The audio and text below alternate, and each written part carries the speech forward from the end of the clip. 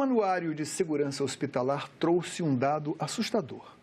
No ano passado, 235 mil pessoas morreram por falhas em hospitais públicos e privados do país. São vítimas dos chamados eventos adversos, que incluem erros de dosagem ou aplicação de medicamentos, uso incorreto de equipamentos, infecção hospitalar, entre outros. São 2 pessoas mortas a cada 5 minutos, em média, por falhas que poderiam ser evitadas.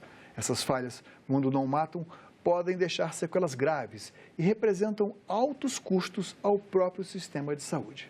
O Cidadania recebe hoje Sabrina Thelma Martins, coordenadora do Núcleo de Proteção ao Paciente do Hospital Universitário da UNB, Núcleo de Segurança do Paciente, melhor dizendo, da UNB, aqui em Brasília.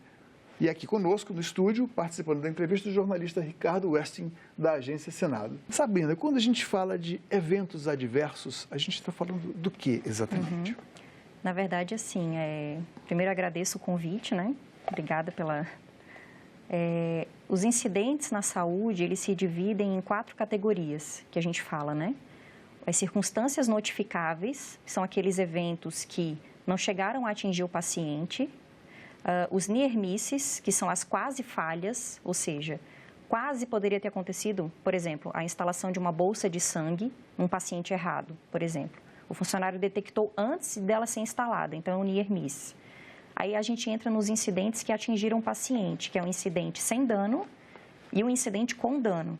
Então, por exemplo, essa bolsa ser instalada e o paciente ter alguma reação transfusional. E o incidente com dano é o evento adverso. Parece ser um número assustador. Por que isso não é tão conhecido? Normalmente se falam das doenças que matam as pessoas, mas não desse tipo de eventos que acontecem dentro dos hospitais. A gente, dentro do Núcleo de Segurança do Paciente, que ele deve ser instituído até por RDC, a 36, né? Que é da Anvisa, então ela que institui a constituição dos núcleos, a obrigatoriedade, né? Dos núcleos de segurança do paciente dentro dos hospitais. E assim, lá é preconizado também que isso seja discutido, debatido na graduação, na própria academia, nas universidades, esse tema, né? Ou seja, para os alunos, alunos e professores debatam isso. Debatam, exatamente. Isso é um assunto ainda muito recente. Se a gente for ver o Programa Nacional de Segurança do Paciente, a portaria, né, a número 529 do Ministério da Saúde, ela foi criada em 2013, abril de 2013, então, querendo ou não, é um assunto ainda muito recente. E o anuário foi publicado agora pela segunda vez, o anuário de 2017 e 2018, né?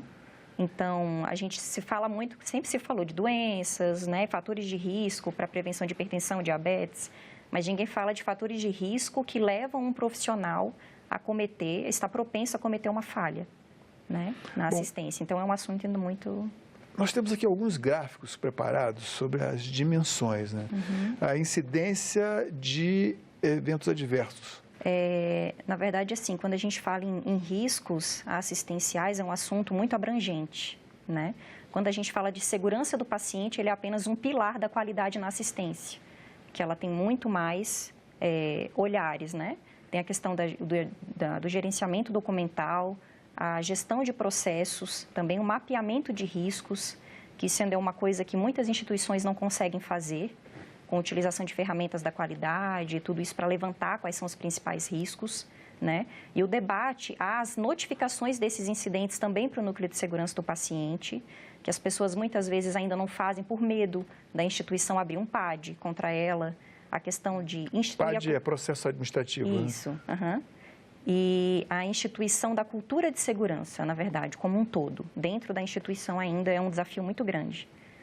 Sabrina, o SUS e a rede privada, a rede conveniada aos planos de saúde, tem um ponto em comum, que é o pagamento pelos procedimentos que são feitos.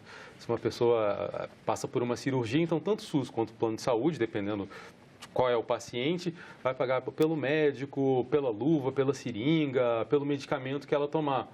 E quando ocorre algum desses efeitos adversos, uma dessas falhas que prejudicam o paciente, às vezes ele tem que passar por uma nova cirurgia, então é mais luva, é mais seringa, é mais medicamento, mais médico. A impressão que se tem é que o hospital, o profissional, acaba sendo premiado pela falha, porque vai receber mais dinheiro por isso, tanto no SUS quanto na rede dos planos de saúde. Isso realmente acontece? Não, na verdade, sempre que a gente fala de incidente, principalmente eventos adversos, já que a gente está categorizando bem os incidentes com dano, e isso pode ser estratificado desde leve, moderado, grave e óbito, né? Então, a gente sempre fala de segunda vítima, que é o profissional. Todo profissional, ele não quer falhar, ele não quer cometer aquela falha. A gente sempre parte do pressuposto que todos são responsáveis, seguem um código de ética, acordam no dia, ninguém quer acordar naquele dia para passar uma sonda errada, ou prescrever um medicamento errado, ou fazer uma cirurgia no lado errado do paciente. Todo mundo quer realmente prestar a melhor assistência possível. Mas aí James Reason, que é o estudioso da parte comportamental, ele já levantou vários fatores de risco que podem propiciar um profissional a cometer uma falha. Então, quando realmente isso acontece, e a gente no núcleo de segurança do paciente que avalia esses eventos, entrevistando as pessoas, a gente percebe muito essa questão da segunda vítima. O quanto o profissional fica até desesperado, digamos assim, por ter acontecido aquilo que ele realmente não queria e não esperava. Mas a conduta que tem sido adotada não é aquela conduta policialesca, né, de procurar com a finalidade de punir, e sim com a finalidade de melhorar. Né? Agora, melhorar os processos. Quando a gente fica sabendo que 30% a 36% dos óbitos são determinados por eventos graves que poderiam ser prevenidos, esse tipo de comportamento também sofre uma certa cobrança da população, né? Enfim. E como vocês agem diante disso? Já não temos ainda assim, uma mudança de regras de conduta para que seja capaz de prevenir tudo isso? É possível prevenir os eventos? E qual a orientação que vocês dão? É possível prevenir, mas não é possível, é muito difícil reduzir riscos na saúde a zero. Porque existem os riscos e os danos que são necessários. A gente começa desse pressuposto, né? Até a própria ferir a barreira da pele de um paciente para fazer uma incisão cirúrgica já é um dano necessário que é preciso ser feito. Então, existem várias barreiras e várias condutas, protocolos, POPs, enfim, que devem ser seguidos, né? Para que não se leve uma infecção para o paciente. Então, isso é que os profissionais, para cada evento adverso, a gente faz uma análise separada, né? Uma investigação, uma busca de informações separadamente para levantar quais foram as principais causas, os principais fatores contribuintes daquele evento, né? Se é na cirurgia, se é de medicamento, enfim, e a gente traça plano de ação para cada evento, né? Separadamente também. Ricardo. Claro que um hospital não é feito só de médicos, mas costuma-se falar muito dos médicos, porque frequentemente eles estão na ponta ali do atendimento. O Conselho Federal de Medicina tem se manifestado várias vezes contra a abertura de novas universidades, dizendo que já existem faculdades demais e que a qualidade delas nem sempre é muito boa. Existem faculdades que, por questão de custo, não estão utilizando cadáveres na aula de anatomia, usando realidade virtual, utilizando robôs. O presidente da Sociedade Brasileira de Clínica Médica uma vez disse que esses médicos que estão saindo das faculdades não conseguem nem tratar a gripe. Essa questão de evitar esses eventos adversos, isso de alguma forma já aparece nas faculdades de medicina? Os novos médicos têm algum tipo de formação nesse ponto? Então, é aquilo que eu trouxe para vocês anteriormente. Realmente ainda é muito incipiente, assim, a gente não percebe. Claro, cada vez mais está melhorando, mas assim, eu acho que precisaria realmente levar muito mais essa discussão a fundo nas graduações. A gente recebe muito alunos, né, porque é um hospital universitário, um hospital escola, de várias áreas, assim, farmacêuticos, né, graduantes de farmácia, de enfermagem, enfim. E quando a gente fala, você já ouviu falar de segurança do paciente? Não. Você pergunta qualquer coisa, as pessoas ainda estão muito... Esse assunto em si, né, sobre incidentes, sobre falhas, enfim. Então, eles ficam muito, assim, agradecidos até quando a gente explica porque...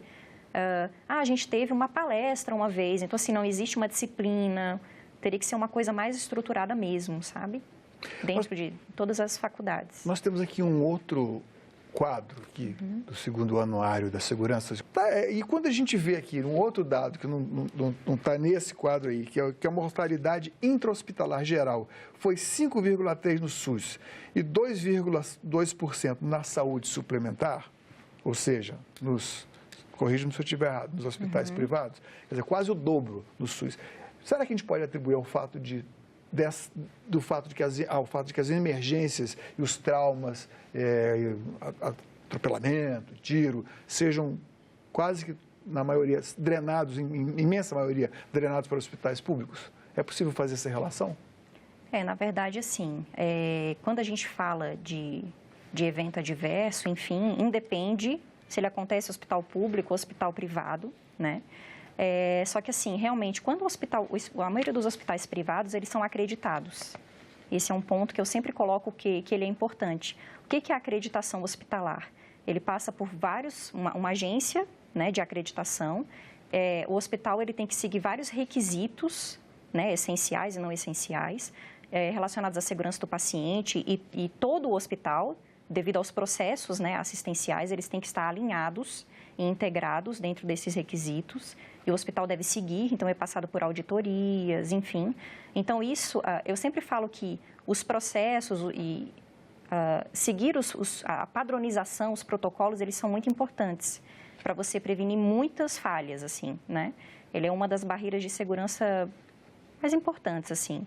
Seguir realmente os protocolos e toda essa prática. Então, a acreditação hospitalar pelo hospital privado, ele ter isso, eu acho que ele contribui muito para a diminuição desses eventos, do que um hospital do SUS que não tem isso, que a gente tem menos recurso, né, desabastecimento muitas vezes, e que o hospital privado, até pelo processo licitatório, que um hospital privado ele consegue comprar de uma forma mais rápida, enfim. Então, acho que são fatores que corroboram para esses resultados, né? Normalmente a gente vê nos programas de TV, principalmente nos policiais, pessoas que morreram em hospital público e um familiar indignado dá uma entrevista falando que foi descaso, até que foi crime. Como é que funciona isso nos hospitais? Como é que o paciente tem como saber se um familiar que morreu num procedimento foi vítima de um advento adverso, digamos, entre aspas, que foi culposo ou que foi doloso? Esse tipo de informação, os hospitais transmitem à família? Então, assim, tu tocou num assunto bem importante, que a gente trabalha muito a questão do disclosure, que é o termo técnico, né? De envolver a família em eventos principalmente graves, catastróficos, né, que a gente fala, que levaram a óbito, enfim. O envolvimento da família nesses processos, tem vários hospitais acreditados, como Einstein, que utiliza muito esse processo. Já foi comprovado nessas instituições que a volta do paciente, ele cria muito mais vínculo e confiança com a instituição quando é feito esse processo. Ou seja, você vai até o paciente e explica, olha, realmente a gente falhou, tá? Teve uma falha, claro que você, como está em processo de busca de informações, você não tem como dar muito detalhamento, mas explica que está sendo apurado, que tais e tais coisas já foram feitas, que no final vai ser dado um feedback, mas que ele pode confiar o que ele quiser contar, ele pode contar para os profissionais nas entrevistas, enfim, e que na maioria das vezes o paciente ele volta para ser atendido naquela instituição, porque isso cria um vínculo, uma confiança, e não o contrário, não afasta o paciente da instituição. Ele precisa ser envolvido, o engajamento tanto do profissional quanto do paciente é também padrão ouro para melhoria desses processos de diminuição de risco. Nesse quadro aí, a gente gostaria de ressaltar que das mortes preveníveis, tanto no SUS quanto somando SUS e iniciativa privada, atribuídas aos eventos adversos, temos um total de 36.100 mortes em um ano. É muita coisa. Isso pressupõe que, dentre esse conjunto de eventos adversos que são de natureza, como a gente já falou no início, bastante diversa, haja um estudo progressivo. Para quando vocês estão planejando ter um perfil, assim, quantos anuários serão compilados para que as normas sejam mudadas? Isso é uma coisa complicada de estimar, porque o processo é de cada instituição e do nível de maturidade de cada instituição também, né? Tem hospitais que não têm escritório da qualidade, tem hospitais que só têm a segurança do paciente, que é um pilar, como eu disse. Então, isso é uma coisa difícil de dizer em quanto tempo, em quantos anuários a gente vai ver números melhores, né? E não tão ruins, né? Digamos assim. Existe algum modelo no mundo para prevenção desse tipo de evento adverso dentro dos hospitais, no qual o Brasil possa se espelhar? Na verdade, assim, existem várias ações relacionadas à segurança do paciente em nível mundial. A gente tem os desafios globais, que agora esse ano a gente está com o uso seguro de medicamentos, que existe a Aliança, né, Nacional Mundial para a Segurança do Paciente, que foi criada em 2004 pela Organização Mundial da Saúde, e aí ela começou a lançar os desafios. Já teve de higiene das mãos, cirurgia segura, e agora a gente está no terceiro desafio, que é do uso seguro de medicamentos. Eu acho que o principal é realmente, já teve pesquisas também dizendo que, comparando pilotos de avião com médicos, né, na assistência, cirurgiões, com várias perguntas, eles perguntavam, você pode errar para um piloto de avião? Ele falava, sim, posso sim. Tanto que eles têm vários checklists, várias coisas, né, antes e após a decolagem, enfim. E perguntaram para o cirurgião, ele falou que, não, eu não erro. Eu simplesmente... Então, assim, as pessoas, os profissionais entenderem que eles são falíveis, entender todo esse contexto da segurança e da qualidade, sabe? Para que realmente ele entenda que ele precisa seguir aquele protocolo, aquela padronização. A gente escuta, né, várias piadinhas, enfim, tá ensinando o Neymar a jogar bola, como assim? Que a gente vai realmente com checklists, com padronizações. É uma coisa a mais que tem que fazer? Só que é para segurança. Então, ele entendendo que ele pode falhar, ele vai seguir aquele checklist e as coisas vão começar a ser padronizadas. Isso independe de se é SUS e se é privado. Isso é uma coisa né, linear, transversal, na verdade. Nós temos ainda uma última arte aqui, que vai comparar, vai nos dar a dimensão da importância desses eventos adversos, uma importância negativa, claro. Bom, aqui nós temos as 5 maiores causas de mortes no Brasil. Primeiro, doenças circulatórias. Segundo, tumores. Terceiro, doenças respiratórias. Quarto, causas externas. Aí eu acho que são traumas, né? Provavelmente. E o quinto, eventos adversos. Quer dizer, é muita coisa, né? A gente sabe que junta muito aí, mas eventos adversos são preveníveis, né? Tomando como base isso, não seria uma certa, digamos assim, benevolência da parte do administrador não ter um caráter punitivo também essa interferência dele, que você quer que se defenda do ponto de vista de não... Enfim, um piloto ele não pode errar. Os pilotos são submetidos a exames toxicológicos. Hoje até os motoristas de caminhão são submetidos a isso para renovar a carteira.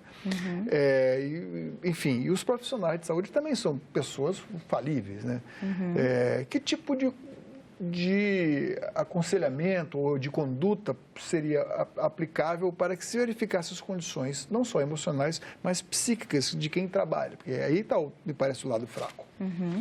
Na verdade, assim, existe todo para o profissional entrar na instituição, né? E aí isso depende se é privado, tem processo seletivo, se é um hospital público, talvez um concurso, alguma coisa assim, tem entrevista depois, tem exames. Então, assim, ele entrar na instituição, a gente realmente consegue perceber que ele é um profissional capacitado, né? Ele passou numa prova, ele é avaliado, isso aí Só que, assim, quando a gente fala dos eventos adversos e dos incidentes, a gente não está querendo culpar ninguém, no sentido, assim, é o João que errou, então o João vai ser punido, até porque se o João ser punido, todos vão ver que o João foi punido e ninguém mais vai notificar ao núcleo de segurança do paciente os incidentes que estão acontecendo. Se ninguém notifica mais os incidentes que estão acontecendo, a gente não tem como saber quais são os incidentes que acontecem naquela instituição. E se isso acontece, a gente não consegue identificar os riscos e as causas, e nem traçar plano de ação e nem criar barreiras de segurança.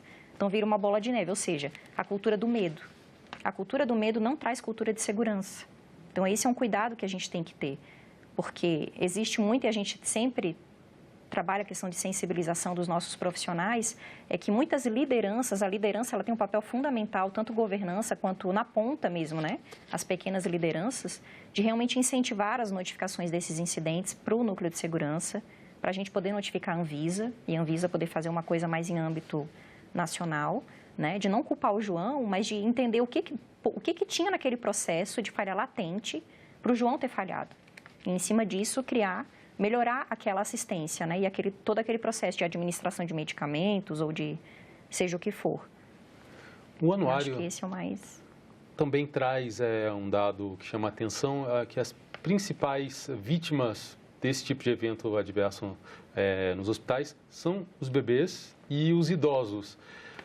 Qual é a explicação? É só pelo fato de naturalmente terem a saúde mais fragilizada ou teria relação com o idoso ter mais dificuldade para se comunicar, o bebê não conseguir se comunicar e, de repente, perceber que algo estranho está acontecendo num procedimento ou nesse ambiente hospitalar? Tem uma explicação? Uhum. O bebê, sim, está relacionado também à fragilidade, né, a questão física, porque um idoso, se você não deixa grades elevadas no leito, por exemplo, e ele sofre uma queda, que é um dano totalmente 100% prevenível, se ele sofre uma fratura de ossos longos, ele pode fazer uma embolia e a óbito. Então, realmente, assim, mais pela fragilidade óssea, pela própria característica dele. Então, potencializa algum evento que poderia ter sido um dano leve, talvez numa pessoa mais jovem, nele vai ser um dano grave ou óbito pela questão de ser idoso. E o bebezinho também pela questão imunidade baixa, toda essa questão. E também, em UTI neonatal, é um público que tem grande chance de desenvolver infecção, de adquirir uma infecção. Então, o cuidado ele é sempre muito mais redobrado, né? A adesão aos protocolos e bundles de prevenção de infecção tem que ser 100%, o olhar sempre atento, porque eles podem adquirir com muita facilidade também pela característica inerente. É um cuidado muito mais complexo e sempre que o cuidado é mais complexo, isso requer o quê? Né? Isso diz para a gente que aquele cuidado pode ser mais inseguro, porque tem mais tecnologias envolvidas, né? Enfim, mais treinamento, e já tende a ser mais inseguro.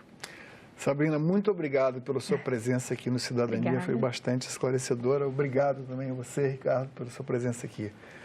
A cobertura completa sobre este tema você confere no site senado.leg.br/notícias, na aba Infomatérias. Se você quiser fazer algum comentário, crítica ou sugestão, você pode telefonar de graça para 0800 61 2211. Obrigado pela atenção e até o próximo Cidadania.